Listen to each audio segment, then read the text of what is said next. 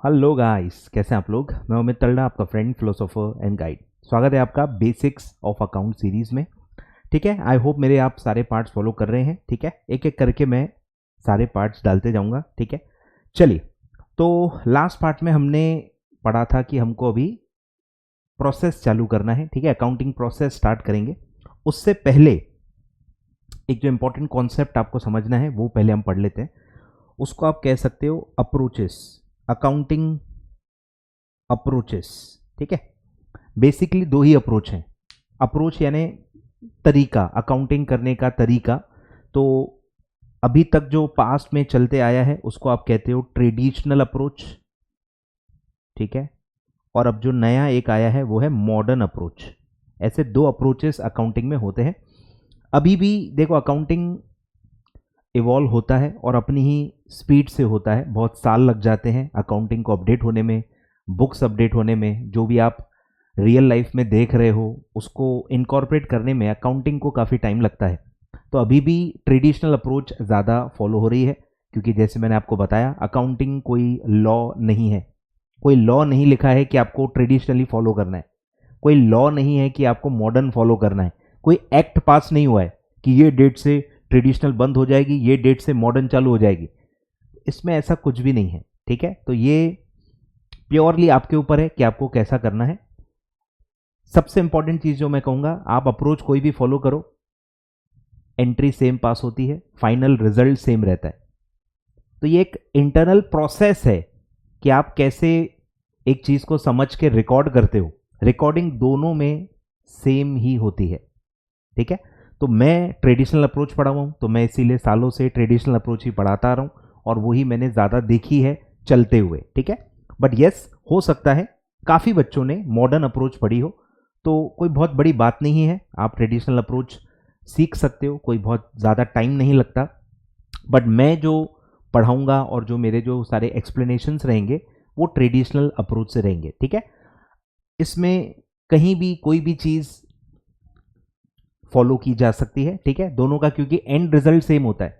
Basically आप कैसे सोच के कैसे एंड रिजल्ट तक पहुंचते हो उसी का बेसिक डिफरेंस है। एंड आउटपुट दोनों का सेम होता है। तो दोनों पहले समझते हैं कि क्या बोलते हैं, दोनों अप्रोचेस बोलती क्या है और कैसे उससे हम अकाउंटिंग करते हैं, आपको समझना है। ठीक है, अभी जो चीज हम पढ़ रहे हैं, जो स्टेज ऑफ अकाउंटिंग हम पढ़ रहे हैं, जो मैंने आपको यहां बताया था कि स्टेप्स होती हैं अकाउंटिंग प्रोसेस में। ठीक है, जैसे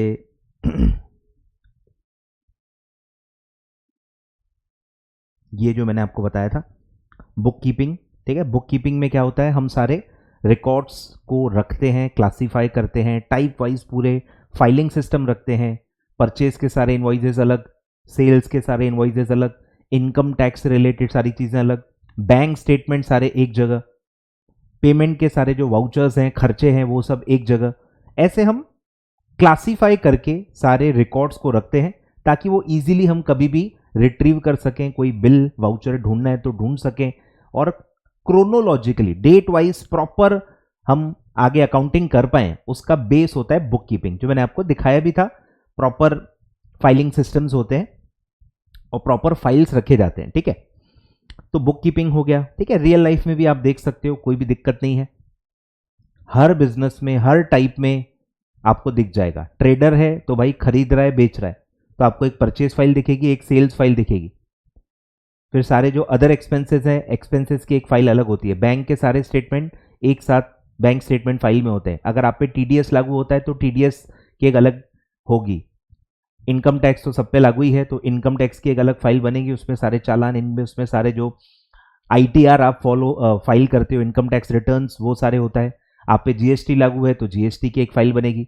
फिर काफ़ी लोग फिक्स्ड एसेट्स की भी एक अलग फाइल बनाते हैं, एसेट फाइल। तो सारे एसेट्स के जो भी बिल्स हैं वो आप एसेट फाइल में अलग से रखते हो। ऐसे जैसे नीड होती है वैसे वैसे फाइल्स आप बनाते जाते हो। टाइप वाइज अलग अलग रिकॉर्ड्स को आप अलग अलग रखते हो। ठीक है, तो ये होता है बुक कीपिंग। अब उससे फिर हम करते हैं रिकॉर्डिंग। ठीक है, और रिकॉर्डिंग में ही मैं आपको बोल रहा हूं कि अप्रोचेस होती हैं जो अभी हम पढ़ेंगे। ठीक है, तो हम रिकॉर्डिंग स्टेज पे हैं। हम अभी जो पढ़ रहे हैं रिकॉर्डिंग स्टेज पे, और रिकॉर्डिंग कहां होती है, जर्नल बुक में, ठीक है, जर्नल बुक में हम रिकॉर्डिंग करते हैं और जो चीज़ रिकॉर्ड होती है उसको कहते हैं जर्नल एंट्री। तो अभी हम पूरा जो पढ़ने वाले हैं सब जर्नल एंट्री के बारे में पढ़ने वाले हैं, ठीक है। तो ट्रेडिशनल अप्रोच का क्या सिस्टम है? ट्रेडिशनल अप्रोच सिंपली बोलता है कि आप golden rules of accounting follow करो। ये अभी भी देखो चल रहा है, इसलिए मैं बोल रहा हूं कि ट्रेडिशनल अभी भी काफ़ी ज़्यादा एक्सेप्टेबल है, चलती है, अभी भी वो ख़त्म नहीं हुई है। तो गोल्डन रूल्स ऑफ अकाउंटिंग सबने सुना है। गोल्डन रूल्स अगर आप यूज़ कर रहे हो मतलब आप ट्रेडिशनल अप्रोच फॉलो कर रहे हो। तो सारे जो अकाउंट्स हैं, अब अकाउंट क्या होता है भाई? एक इफेक्ट को एक अकाउंट कहते हैं। एक इफेक्ट जो होता है, अब वो कैसे भी आप क्लासिफाई कर सकते हो, पर एक अकाउंट मतलब एक इफेक्ट, ठीक है। तो सारे जो भी अकाउंट्स होते हैं उसको तीन में क्लासिफाई करता है traditional approach: real, personal, nominal. Real, personal, nominal, ठीक है। सारे अकाउंट्स को आपको क्लासिफाई करना होता है तीन कैटेगरीज में, और तीनों कैटेगरी के लिए गोल्डन रूल दिया गया है कि उस टाइप के अकाउंट को कब डेबिट करते हैं, उस अकाउंट को कब क्रेडिट करते हैं। आ रहा है ख्याल में? तो गोल्डन रूल क्या बताता है? कब कौन से अकाउंट को डेबिट करना है, कब कौन से अकाउंट को क्रेडिट करना है। यही अप्रोच है, ठीक है। अप्रोच का मतलब यही है कि कब डेबिट करना है, कब क्रेडिट करना है। ये जो तरीका है ये होता है ट्रेडिशनल अप्रोच। तो गोल्डन रूल्स बताए गए हैं अंडर ट्रेडिशनल अप्रोच, ठीक है। तो क्या क्या है, एक एक पूरा डिटेल में डिस्कस करते हैं। तो तीन टाइप के अकाउंट्स हैं, सारी चीज़ों को आपको तीन अकाउंट में क्लासिफाई करने हैं। तो रियल अकाउंट कौन से होते हैं? रियल अकाउंट होते हैं सारे जो आपके एसेट्स होते हैं, यानी कि जो थिंग्स हैं, जो चीज़ें हैं, नॉन लिविंग थिंग्स हैं जो आपने खरीदी हुई है। नॉन लिविंग थिंग्स जो आपने खरीदी हुई हैं, नॉन लिविंग थिंग्स जो आपने खरीदी हैं, नॉन लिविंग जो भी आपके एसेट्स हैं। एसेट का मतलब क्या है? कोई भी चीज जो आप यूज कर सकते हो, जिससे आप बेनिफिट ले सकते हो, जिसकी मदद से आप अपना बिजनेस कर सकते हो, वो आपका एसेट होता है। रिसोर्स, जिसको क्या बोलते हैं? रिसोर्स, ठीक है। तो जो भी नॉन लिविंग थिंग्स हैं जिनकी लाइफ 1 साल से ज्यादा है, उन सबको आप रियल अकाउंट कहते हो, ठीक है। तो इसमें क्या क्या आएगा बोलो, बोलते जाओ। हमने सारा पढ़ लिया है, अब आप बोल सकते हो। बोलो। कोई भी एक दुकान को आप इमेजिन करो, कोई भी दुकान देखो, आपको सब दिख जाएगा, ठीक है। तो आप बिल्डिंग देख पाओगे, ठीक है। तो बिल्डिंग क्या है? बिल्डिंग क्या है? नॉन लिविंग थिंग है। आपके पास कहां से आई? खरीदी हुई है। सर भाड़े पे होंगी तो एसेट थोड़ी है वो। तो उसका जो आप भाड़ा भरते हो वो बस आपका खर्चा माना जाएगा, वो बिल्डिंग आपका एसेट नहीं है। बिल्डिंग आपका एसेट कब बनती है? जब आप उसको खरीदते हो, आपके नाम पे बिल्डिंग होती है, ठीक है। तो अगर आपने बिल्डिंग खरीदी हुई है तो वो आपके लिए एक एसेट है, नॉन लिविंग थिंग है, लाइफ 1 साल से ज्यादा है। फिर है फर्नीचर, ठीक है, यूज करते हो आप। ये सारी चीजें देखो यूज कर रहे हैं, कोई भी चीज आप बेच नहीं रहे हो, मतलब बेचने के इंटेंशन से नहीं खरीदी है। कभी ना कभी तो आप कोई ना कोई चीज बेचोगे ना, वो अलग चीज है। इंटेंशन क्या है? अगर मैं बिल्डिंग खरीद रहा हूं तो मैंने ये सोच के खरीदी है कि मैं इस पे बिजनेस करूंगा, यहां मैं बैठूंगा, यहां सारा मेरे गुड्स रहेंगे, यहां कस्टमर्स आएंगे, ये मेरा बिजनेस प्रीमाइज है, ये मेरा ऑफिस है, शॉप है, जो भी बोलो। तो वो यूज करने के लिए। तो अगर आप कोई चीज यूज करने के लिए खरीद रहे हो, वो आपका एसेट कहलाएगा, उसको कहते हैं फिक्स्ड एसेट। फिक्स्ड एसेट मतलब जिसका लाइफ 1 साल से ज्यादा है। फिक्स्ड एसेट का मतलब क्या है? जिनका लाइफ 1 साल से ज्यादा है, वो फिक्स्ड एसेट होता है। जैसे बिल्डिंग, फिर है फर्नीचर, फिर अगर आप मैन्युफैक्चरिंग वाले हो तो मशीनरी, इक्विपमेंट्स, ठीक है, एसी वगैरह या बहुत सारे टूल्स एंड ये होते हैं ना, अलग अलग चीजें होती है जिनसे मैन्युफैक्चरिंग होती है। फिर आपका कंप्यूटर, ठीक है।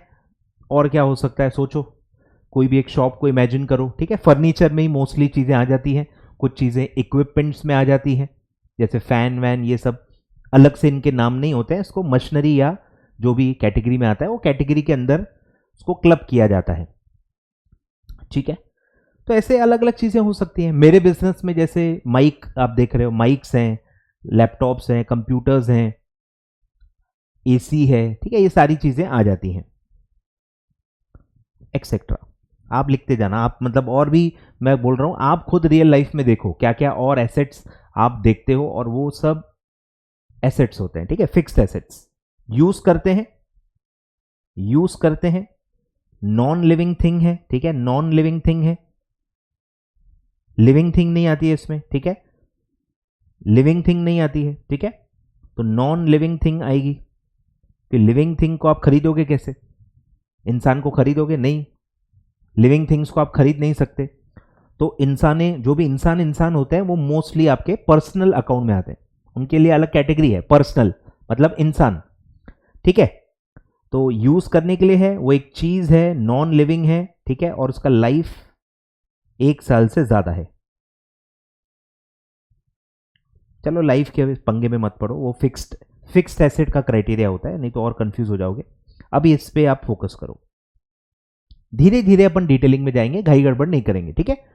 तो ये सब क्राइटेरिया फुलफिल होते हैं तो आपका वो रियल अकाउंट में आ जाएगा। तो ये सारे अकाउंट्स आपके रियल हैं, ठीक है। इवन आपका जो कैश अकाउंट है वो भी एक एसेट है, इसलिए मैंने लाइफ वाला हटा दिया, कंफ्यूज हो जाओगे आप, ठीक है। कैश अकाउंट, जो कैश आपके पास पड़ी है वो भी एक रिसोर्स है, उससे आप कोई भी चीज खरीद सकते हो, वो यूजेबल है, उससे आप कुछ ना कुछ खरीद सकते हो, यूज कर सकते हो। तो इसीलिए कैश अकाउंट भी रियल अकाउंट है, नॉन लिविंग थिंग होती है, ठीक है। और भी जैसे जैसे हम आगे बढ़ेंगे लिस्ट लंबी करते जाना, अगर आप साइंस वाले हो तो आप जितना ज्यादा एग्जाम्पल्स लिख पाओ उतना अच्छा है। अभी मैं कुछ एक्स्ट्राऑर्डिनरी नाम नहीं बता रहा, कंफ्यूजन हो जाएगा, वो धीरे धीरे मैं ऐड करते जाऊंगा, ठीक है। एक डॉक्टर को देखो पता होता है कब कौन सी दवाई लेनी है, कौन सी खाने के पहले लेनी है, कौन सी खाने के बाद लेनी है, कौन सी 5 दिन के लिए लेनी है, कौन से 10 दिन के लिए लेनी है। तो ये डॉक्टर पे बस आपको भरोसा रखना है कि डॉक्टर जो बोलेगा वो अपने एक्सपीरियंस के बेसिस पे आपके हित में हर चीज बोलेगा, ठीक है। तो मैं भूल कुछ भी नहीं रहा, मैं सब आपको सही समय पे सही चीज बताऊंगा ताकि आपको ज्यादा दिक्कत ना हो, ठीक है। तो अभी आपको इतना पता होना चाहिए। अब आते हैं पर्सनल। पर्सनल में भी सब कैटेगरीज होती हैं समझने के लिए, सिंप्लीफाई करने के लिए। एक होता है नेचुरल पर्सन, यानी इंसान, ह्यूमन बींग्स, ठीक है। तो उसमें तो कोई भी नाम आ सकता है, उसके मैं कैटेगरी के नाम आपको बताऊंगा। अकाउंट्स में जो यूज होते हैं, सबसे पहला होता है कैपिटल अकाउंट। कैपिटल अकाउंट मतलब ओनर का अकाउंट। ओनर क्या है, इंसान है। कंपनी के बारे में अभी हम कुछ नहीं पढ़ रहे, हम नॉर्मल बिजनेस के बारे में पढ़ रहे हैं, ठीक है। तो इंसान होता है नॉर्मली, ओनर एक या एक से ज्यादा होंगे पर इंसान होते हैं, तो उसको रिप्रेजेंट करने के लिए अकाउंट्स में क्या नाम दिया जाता है, कैपिटल अकाउंट। तो वो इंसान को रिप्रेजेंट करता है, नेचुरल पर्सन है, इसलिए वो पर्सनल अकाउंट में आएगा। फिर आपके जो भी कस्टमर्स हैं, जिसको अकाउंट्स में क्या कहते हैं, डेटर्स। डेटर्स मतलब क्या होता है, ऐसे लोग जिनको आपने उधारी में माल बेचा है, गुड्स उधारी में बेचे हैं और उनसे आपको पैसा मिलना बाकी है, तो वो इंसान है, नेचुरल पर्संस हैं, ठीक है। ऐसे ही फिर आपने कुछ लोगों से गुड्स खरीदे होंगे उधारी में, जिसको आप कहते हो क्रेडिटर्स, जिनको पैसा देना बाकी है, तो वो इंसान है, इसलिए नेचुरल पर्सन में आएंगे, ठीक है। तो ये सब और हम ऐड करते जाएंगे। पहला हो गया नेचुरल कैटेगरी। फिर है आर्टिफिशियल लीगल पर्सन, मतलब जो ऑन पेपर, जिनका अस्तित्व ऑन पेपर होता है, ठीक है। जैसे कंपनीज क्या है, कंपनी भी इंसान ही है, क्योंकि वो भी ट्रांजैक्शन कर सकती है, वो भी डीलिंग्स कर सकती है, उनके पास भी सारे राइट्स हैं, वो भी कोर्ट केस कर सकती है, एसेट खरीद सकती है, एसेट बेच सकती है, सारी चीजें जो बिजनेस में एक इंसान कर सकता है वो सब ये आर्टिफिशियल लीगल पर्सन भी कर सकते हैं, वो भी पर्सन ही होते हैं, ठीक है। तो इसमें जैसे आएगा आपका बैंक अकाउंट। बैंक क्या है भाई, आर्टिफिशियल पर्सन है, बैंक तो एक कंपनी होती है ना भाई, तो वो सब आएगा। इवन डेटर्स में भी हो सकता है, अगर उसमें कोई कंपनी है, आपका कस्टमर कोई कंपनी है, तो आर्टिफिशियल पर्सन में आएगा, पर है तो पर्सनल अकाउंट में, ठीक है। इंटरनल ये जो क्लासिफिकेशन है, इससे कोई ज्यादा फर्क नहीं पड़ता। कोई नेचुरल पर्सन है तो भी पर्सनल अकाउंट है, उस पर रूल सेम लागू होगा। कोई चीज अगर आर्टिफिशियल लीगल पर्सन है तो भी वो पर्सनल अकाउंट, ये रूल सेम लागू होता है। तो बहुत ज्यादा लड़ाई झगड़ा नहीं करना है कि सर नहीं ये तो ये है, ये तो वो है, अरे कोई फर्क नहीं पड़ता, क्योंकि जितना आप डीप में जाओगे उतना थोड़ा थोड़ा आपको लगेगा, चीजें बहुत वाइट या ब्लैक नहीं होती है, ग्रे होता है, ठीक है। तो मिक्सचर होता ही होता है, तो जो चलते आ रहा है वो मैं आपको बता रहा हूं, ठीक है। तो bank account artificial legal person है। फिर जो मैंने बताया डेटर क्रेडिटर में भी कुछ लोग अगर कंपनीज हैं, कॉर्पोरेट स्ट्रक्चर्स में है, तो वो सब भी आर्टिफिशियल पर्सन्स में आएंगी, ठीक है। और सबसे जो भयानक कैटेगरी है वो है रिप्रेजेंटेशनल पर्सनल अकाउंट, जिसमें आपको सबसे ज्यादा दिक्कत जाएगी, रिप्रेजेंटेशनल पर्सनल अकाउंट। इसको मैं अगर कहूं तो ये क्या है, ये एक रियल लाइफ में प्रॉब्लम है, उसके वजह से इसको बनाया गया है। काफी बार क्या होता है कि आपको सामने वाले का नाम पता नहीं होता, ये भी बहुत प्रैक्टिकल चीज है, काफी बच्चे अप्रिशिएट नहीं कर पाते। जो मैंने आपको स्टार्टिंग में एक बात बताई थी कि ओनर अलग है, अकाउंटेंट अलग है, इसके वजह से ये कैटेगरी क्रिएट हुई है। आप मानोगे नहीं, लेकिन जैसे जैसे आपकी दाढ़ी सफेद होगी आप ये मान लोगे कि अगर ओनर खुद अकाउंटिंग करे तो ओनर को तो सब पता रहता है, वो किससे गुड्स खरीद रहा है उसको सामने वाले का नाम सब पता रहता है, वो जिसको माल बेच रहा है उसका भी उसको सब पता रहता है, जिनसे भी वो डील कर रहा है। अरे ओनर तो खुद 1 to 1 डील कर रहा है ना, वो खुद खरीद रहा है, खुद खर्चे कर रहा है, खुद ट्रैवल कर रहा है, खुद मशीनरीज खरीद रहा है, खुद ये खरीद रहा है, बेच रहा है, ये कर रहा है, वो कर रहा है, हर चीज वो खुद कर रहा है, तो उसको तो सारे लोग पता ही होते हैं ना। लेकिन काफी बार ऐसा होता है कि कुछ खर्चा हो रहा है या कोई चीज हो रही है, कोई ट्रांजैक्शन हो रहा है, लेकिन अकाउंटेंट को नहीं पता कि वो सामने वाला कौन है। आपने कोई खर्चा किया, जैसे रेंट आपको भरना है, अब रेंट मतलब कोई ना कोई लैंडलॉर्ड होगा, अरे पर उसका नाम हो सकता है अकाउंटेंट को ना पता हो, तो वो कोई एक टेम्पररी नाम दे देगा। ये जो टेम्पररी नाम बार बार देना पड़ता है, क्योंकि अगर मैं अकाउंटिंग कर रहा हूं, मुझे कोई चीज को रिकॉर्ड करना है, पर मुझे सामने वाली पार्टी कौन है उसका नाम नहीं पता, तो मैं क्या करूंगा, क्या मैं रिकॉर्ड नहीं करूं? ऐसा नहीं होता ना, तो वो कुछ ना कुछ नाम दे के उसको रिकॉर्ड कर लेता है, इसीलिए इसको क्या कहते हैं, रिप्रेजेंटेशनल पर्सनल अकाउंट। ये ऐसा नाम है जो किसी को रिप्रेजेंट करता है, जो ट्रांजैक्शन का नेचर है उसको रिप्रेजेंट करता है। जैसे कि rent payable account, rent payable मतलब रेंट का पैसा किसी को देना बाकी है। अब मैं रेंट पेबल क्यों लिख रहा हूं, मुझे लैंडलॉर्ड का नाम नहीं पता क्या? ओनर को तो पता ही होगा ना, अगर आपने कोई जगह भाड़े पे ली है तो आपको लैंडलॉर्ड का नाम नहीं पता, तो ओनर को सब पता रहता है, पर ओनर अकाउंटिंग नहीं करता। तो काफी बार ऐसा होता है कि अकाउंटेंट को उस वक्त कोई चीज की जानकारी नहीं होती है, तो वो टेम्पररी नाम डालना शुरू कर देता है, और उसकी वजह से ये कैटेगरी बन गई है रिप्रेजेंटेशनल पर्सनल अकाउंट। मतलब ऐसे लोग जिनसे कुछ मिलना बाकी है, या ऐसे लोग जिनको कुछ देना बाकी है, उन्होंने कुछ ना कुछ आपसे ट्रांजैक्शन किया है, तो वो जो ट्रांजैक्शन है उससे उसका नाम पैदा होता है। जैसे रेंट है और रेंट का पैसा देना बाकी है, तो आप क्या बोल दोगे, रेंट पेएबल अकाउंट। रेंट का पैसा मिलना बाकी है तो rent receivable account. Salary payable, rent payable, electricity payable, तो ये ऐसे नाम जनरेट होते हैं। तो ये भी इंसान को रिप्रेजेंट करते हैं, जिनसे आपने बेनिफिट लिया है या जिनसे आपने कुछ लिया है या जिनको आपको कुछ देना है, लेन देन वाला ही होता है। इंसान से आप क्या करोगे, इंसान को आप खरीद बेच नहीं सकते। एसेट्स जो रियल अकाउंट होते हैं वो खरीदे बेचे जा सकते हैं, पर्सनल अकाउंट्स से ट्रांजैक्शंस किए जाते हैं, ठीक है। तो ऐसे कुछ भी मतलब इसमें आ सकता है, ऐसा कोई एक फिक्स चीज नहीं है, ठीक है। तो भाई अगर ये कहूं सैलरी पेएबल, जो डे टू डे एक्सपेंसेस के लिए, लाइबिलिटीज के लिए होता है, तो सैलरी पेएबल का मतलब क्या है, कोई एक इंसान है जिसको सैलरी का पैसा देना बाकी है। किसको सैलरी देते हैं अपन, उसको क्या बोलते हैं, employee.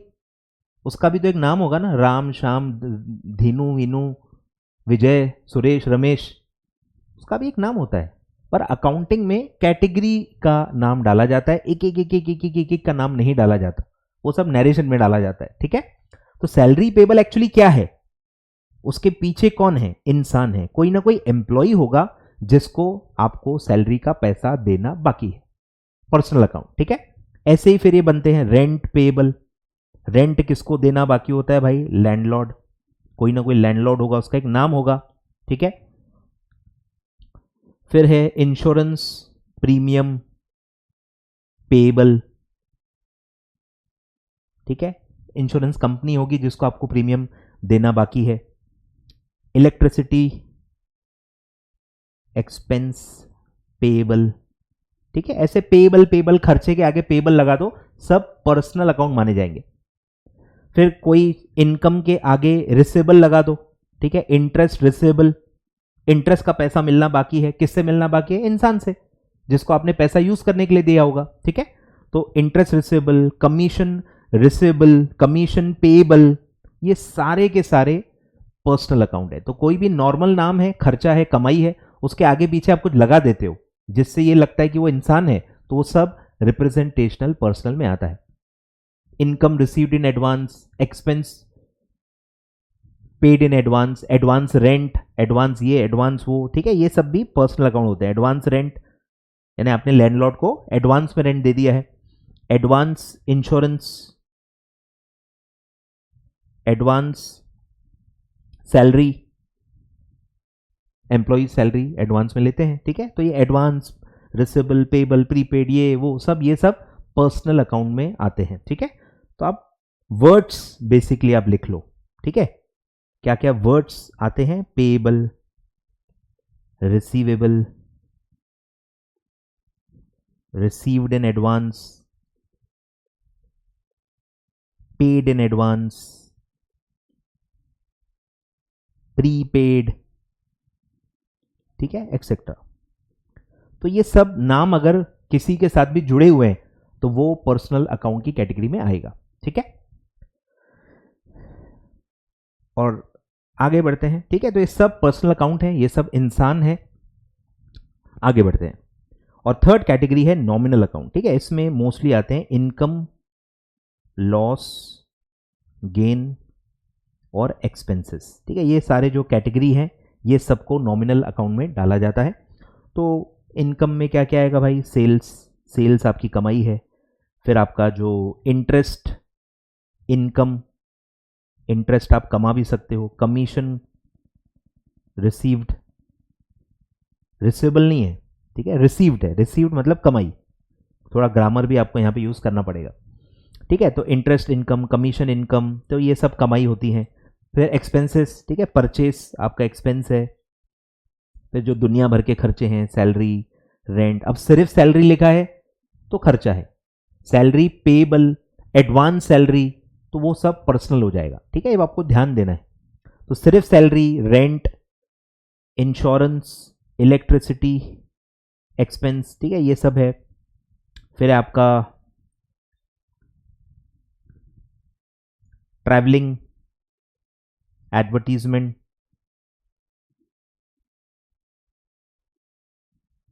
Miscellaneous expense, office expense, ठीक है, ये सब एक्सपेंसेस होते हैं। तो ये सब आपका नॉमिनल अकाउंट में आएंगे, ठीक है। तो ये पूरा है आपका ट्रेडिशनल अप्रोच। सारे जो भी इफेक्ट्स हैं, अकाउंट्स हैं, उसको तीन में आपको क्लासिफाई करना है, रियल, पर्सनल एंड नॉमिनल, ठीक है, पहला स्टेप। फिर जैसे ही आपको पता चल गया कि ये चीज रियल है, पर्सनल है या नॉमिनल है, तो फिर नेक्स्ट स्टेप होती है कि आपको गोल्डन रूल्स ऑफ अकाउंटिंग को फॉलो करना है। अब गोल्डन रूल्स ऑफ अकाउंटिंग क्या बोलता है? बोलो, गोल्डन रूल्स ऑफ अकाउंटिंग। पहला है रियल। रियल के लिए गोल्डन रूल है debit what comes in, credit what goes out, ठीक है। अब जैसे मैंने आपको बता दिया है कि रियल अकाउंट मतलब क्या है, ये नॉन लिविंग थिंग्स हैं, ठीक है। तो थिंग्स के बारे में आपको सोचना है, बिल्डिंग, फर्नीचर, मशीनरी, तो ये जब आ रही हैं मतलब आप उसके ओनर बन रहे हो, ये ओनरशिप की बात हो रही है, फिजिकल पोजेशन की बात नहीं हो रही। कोई चीज की ओनरशिप आपको मिल रही है, मतलब वो एसेट आपने अगर खरीदा है तो वो डेबिट होगा। ओनरशिप अगर आ रही है, आपको मिल रही है, तो वो डेबिट होगा। और अगर वो जा रही है, मतलब आपने ओनरशिप किसी और को दे दी, बेच दिया, तो उसको कहते हैं क्रेडिट। तो एसेट अगर आप खरीद रहे हो, वो आ रहा है तो डेबिट होगा। एसेट अगर आप बेच रहे हो, वो जा रहा है तो क्रेडिट होगा। सिंपल रूल है, ठीक है। फिर है पर्सनल अकाउंट। अब पर्सनल मैंने बताया था, इनको आप खरीद बेच नहीं सकते, इनसे लेन देन होता है, ठीक है। तो debit the receiver, credit the giver. अगर कोई इंसान आपसे रिसीव कर रहा है, ठीक है, वो इंसान के एंगल से सोचना है, अपने एंगल से नहीं सोच रहा है मैं रिसीव कर रहा हूं तो मैं डेबिट हूं, ऐसा नहीं। सामने वाला क्या कर रहा है, ठीक है, ये ध्यान देना, सामने वाला, सामने वाले के हिसाब से सोचना है कि वो सामने वाला अगर रिसीवर है तो उसको डेबिट करो, वो अगर रिसीवर है तो उसको डेबिट करो, वो अगर गिवर है तो उसको क्रेडिट करो, उसके लिए है, ये अपने लिए नहीं है, उसके एंगल से सोचना है, ठीक है। तो अगर कोई आपको, आपसे मतलब कोई रिसीव कर रहा है, वो रिसीवर है सामने वाला, तो उसको हम डेबिट करेंगे, और अगर आपको कोई दे रहा है वो गिवर है तो उसको हम क्रेडिट करेंगे। और फिर है नॉमिनल अकाउंट, ये बहुत सिंपल है, debit all expenses and losses, ठीक है, खर्चा है या लॉस है तो सीधे सीधे डेबिट करो, और अगर आपका कोई इनकम है या गेन है तो उसको क्रेडिट करो, credit all income and gains, ठीक है। तो ये है आपके गोल्डन रूल्स ऑफ अकाउंटिंग। कैसे यूज करने हैं सब मैं आपको बताऊंगा, ट्रांजैक्शन समझेंगे, पूरा करेंगे, फिर आपको सब समझ में आएगा कि कैसे इसको यूज करने, ठीक है। तो प्रोसेस क्या फॉलो करना है, ट्रेडिशनल अप्रोच का ये आपका प्रोसेस है, ठीक है। जर्नल एंट्री कैसे पास होगी यूजिंग ट्रेडिशनल अप्रोच, तो सबसे पहला होता है अंडरस्टैंड द ट्रांजैक्शन। ये बुक्स में आपको नहीं मिलेगा, ये मैं पढ़ाता हूं कि अगर आपको ट्रांजैक्शन ही नहीं समझा तो आप एंट्री कैसे पास करोगे, नहीं कर सकते। सबसे पहले ट्रांजैक्शन समझना है कि हुआ क्या है, तभी तो आगे की चीजें समझ में आएंगी ना। तो पहले ट्रांजैक्शन समझो कि एक्चुअली फिजिकली क्या हो रहा है, ठीक है। फिर आपको आइडेंटिफाई करने हैं वो दो इफेक्ट्स, हर ट्रांजैक्शन में 2 या मोर इफेक्ट्स होते हैं जिन अकाउंट्स को फर्क पड़ता है, जो अफेक्ट करते हैं, ठीक है। वो 2 या 2 से ज्यादा अकाउंट्स को आपको आइडेंटिफाई करना है जो वो ट्रांजैक्शन में अफेक्ट हो रहे हैं, फिर उनको क्लासिफाई करना है रियल, पर्सनल या नॉमिनल में, ठीक है। रियल, पर्सनल, नॉमिनल में क्लासिफाई करो, रूल आपको सब पता ही है। और फिर आपको जैसे ही आपने क्लासिफाई कर लिया, फिर आपको गोल्डन रूल अप्लाई करना है, और गोल्डन रूल जैसे ही आपने अप्लाई किया आपको पता चल जाएगा कि वो अकाउंट को डेबिट करना है या वो अकाउंट को क्रेडिट करना है। जर्नल एंट्री पास करने के लिए क्या पता करना है, सिर्फ इतना ही पता करना है कि ट्रांजैक्शन क्या हुआ है और किसको डेबिट करना है, किसको क्रेडिट करना है, और अमाउंट कितना इन्वॉल्व है। 2 से 3 ही चीजें पता करनी होती है, जो गोल्डन रूल जैसे ही आप अप्लाई करते हो आपको पता चल जाता है, ठीक है। तो आप उसके बाद जर्नल एंट्री पास कर सकते हो। तो बहुत ही सिंपल ट्रेडिशनल अप्रोच है, डरना नहीं है। अगर आपने ट्रेडिशनल अप्रोच पहले नहीं पढ़ा है कोई प्रॉब्लम नहीं है, अभी भी आप जवान हो, कोई भी नई चीज़ आप सीख सकते हो, रिजिड नहीं बनना है। हम इस उम्र में भी समझ रहे हैं, नई नई चीज़ें पढ़ रहे हैं। आप तो अगर लॉ स्टूडेंट हो तो लॉ भी बदलते रहते हैं, आपको हर चीज़ के लिए तैयार रहना है लाइफ में, ठीक है। कोई भी नई चीज़ आते रहती है। जब हम क्वालिफाई हुए थे तब तो जीएसटी भी नहीं था, पहली बार जीएसटी हमने पढ़ा, हमने तो वैट पढ़ा था, सर्विस टैक्स पढ़ा था, फिर जीएसटी आ गया, हमने जीएसटी पढ़ा। रेरा पहले नहीं था तो रेरा का लॉ आ गया तो रेरा पढ़ा हमने। तो ऐसे लॉ और हर सब्जेक्ट्स में चीज़ें बदलते रहती हैं, तो आपको लाइफ में हमेशा हाँ ही बोलना है, कोई भी चीज़ को ना नहीं बोलना है, ठीक है। तो ये आपका हो गया ट्रेडिशनल अप्रोच। अब शॉर्ट में मैं आपको समझाता हूं कि मॉडर्न अप्रोच क्या बोलते हैं, मॉडर्न अप्रोच को यूज करके कैसे आपको करना है।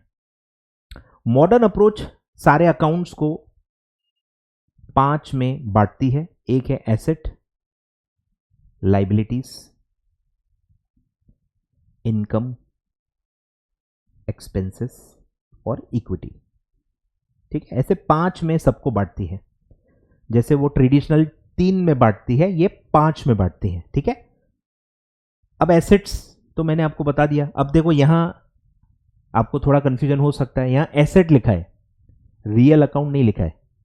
रियल अकाउंट अलग है, रियल अकाउंट थोड़ा सा अलग है, एसेट का स्कोप बहुत ज्यादा है, ठीक है।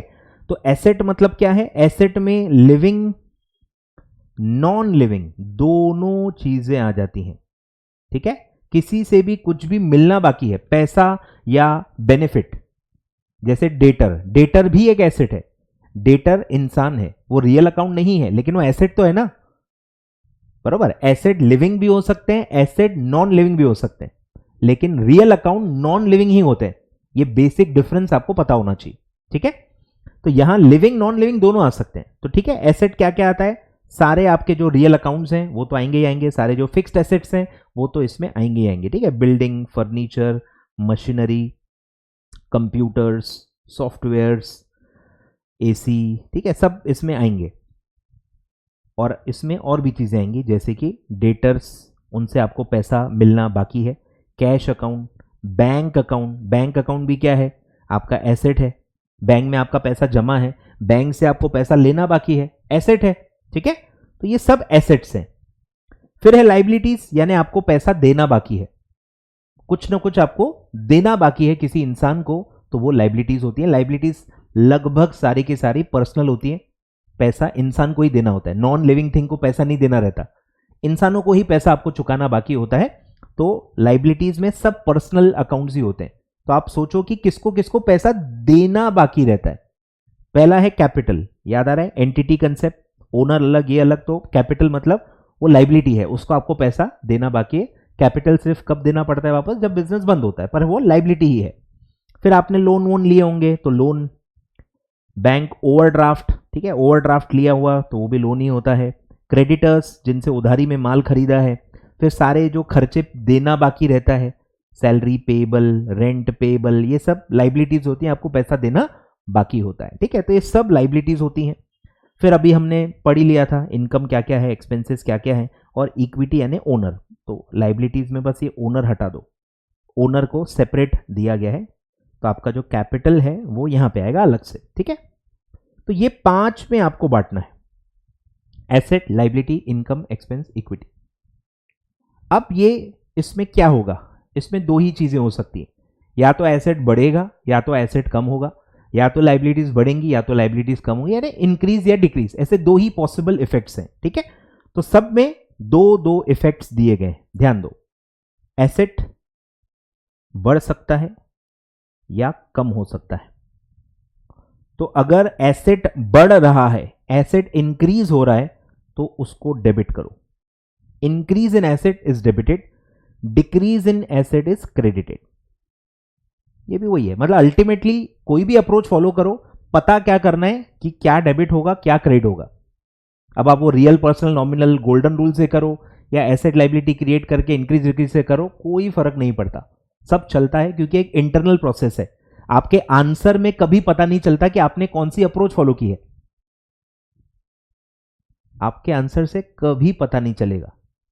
ये इंटरनल प्रोसेस है कि आपने डेबिट क्रेडिट कैसे निकाला है। ठीक है, तो एसेट इंक्रीज हो रहा है तो डेबिट करेंगे, एसेट डिक्रीज हो रहा है तो क्रेडिट करेंगे। एसेट आ रहा है, खरीदा गया है, तभी तो बढ़ेगा ना, तो एसेट खरीद रहे हो, एसेट आ रहा है, इंक्रीज हो रहा है, तो डेबिट करेंगे। एसेट जा रहा है या डिक्रीज हो रहा है तो क्रेडिट करेंगे, क्योंकि इसमें लिविंग नॉन लिविंग दोनों होता है, इसलिए आ रहा है जा रहा है बोलना सही नहीं है। आ रहा है जा रहा है नॉन लिविंग थिंग्स के लिए होता है, इंसान में इंक्रीज डिक्रीज मतलब ज्यादा बेटर वर्ड्स हैं जो सारी चीजों को कवर कर ले। ठीक है, तो इंक्रीज हो रहा है एसेट, डेबिट करेंगे, डिक्रीज हो रहा है एसेट, क्रेडिट करेंगे। फिर लाइबिलिटीज इंक्रीज हो रही हैं, उल्टा है तो क्रेडिट करेंगे। Increase in liabilities is credited, decrease in liability is debited. Exactly उल्टा है, एसेट लाइबिलिटी का इफेक्ट एग्जैक्टली उल्टा है। फिर सेम इनकम एक्सपेंस का भी उल्टा है, expense, increase in expense is debited, decrease in expense is credited. इसका एग्जैक्टली उल्टा इनकम के लिए होगा, increase in income is credited and decrease in income is debited. ठीक है, सिंपल है। और equity, increase in equity is credited, क्योंकि ये भी लाइबिलिटी है तो लाइबिलिटी जैसा ही रूल है। ठीक है, लाइबिलिटी से याद रख सकते हो। और decrease in equity is debited. ठीक है, ऐसे 5 चीजें हैं और ऐसे उसके रूल्स हैं। ठीक है, लिख लो, सब लिख लो, साइंस वाले हो तो अच्छे से लिखो, कोई दिक्कत नहीं है।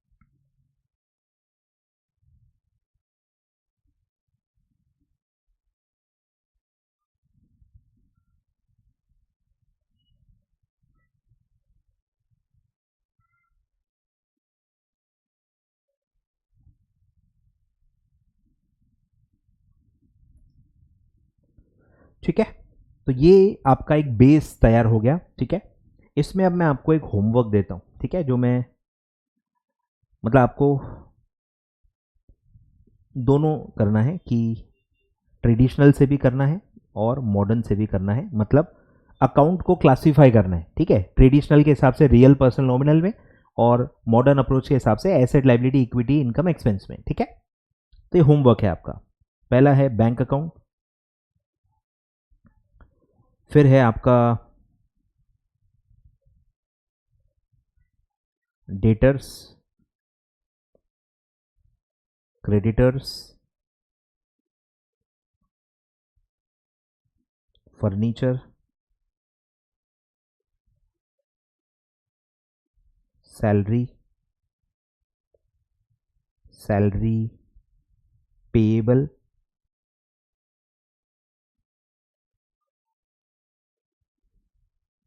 लॉस बाय फायर,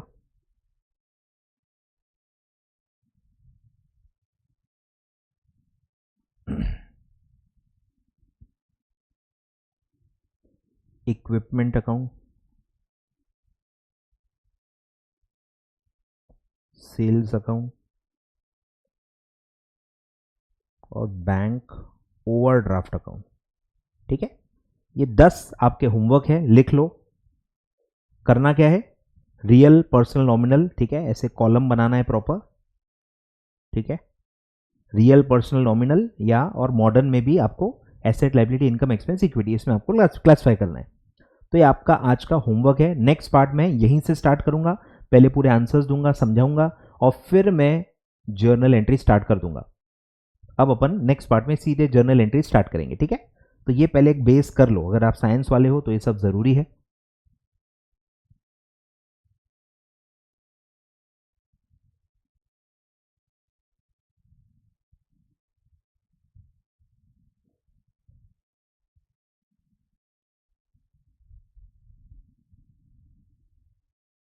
ठीक है, चलिए, thank you so much. Next part में मिलते हैं और जर्नल एंट्री पढ़ना हम स्टार्ट करेंगे। Thank you so much.